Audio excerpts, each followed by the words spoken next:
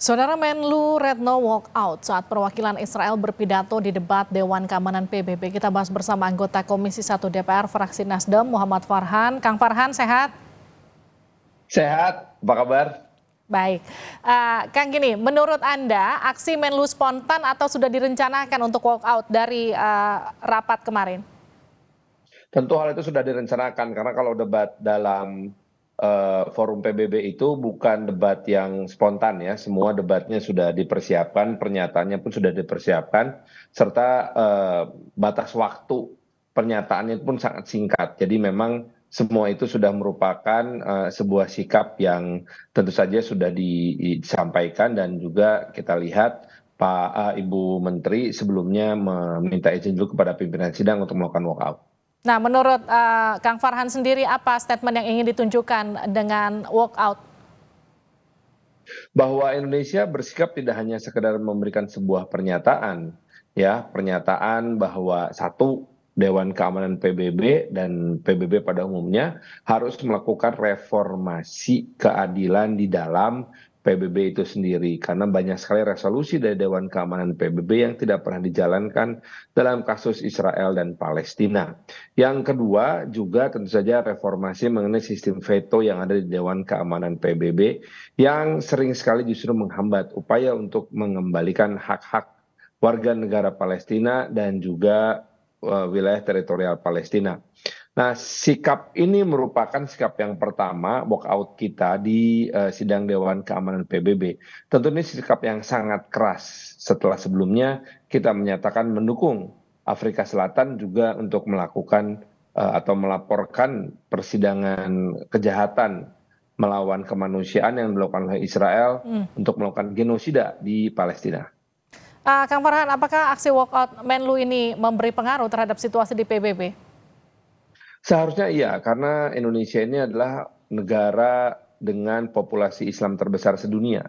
Jadi seharusnya ini pun menggerakkan negara-negara Islam yang lainnya untuk bisa bergerak. Di dalam level pemerintahan tentunya ada organisasi kerjasama Islam. Sedangkan di level parlemen yang merupakan salah satu elemen untuk diplomasi people to people, itu ada yang namanya PUIC, Parliamentary Union for Islamic Cooperation Country. Jadi hal ini menunjukkan bahwa baik dari sisi pemerintahan maupun sisi diplomasi people to people, negara-negara Islam ini sudah saatnya bertindak lebih keras dan juga lebih firm. Tentu saja dalam kerangka damai.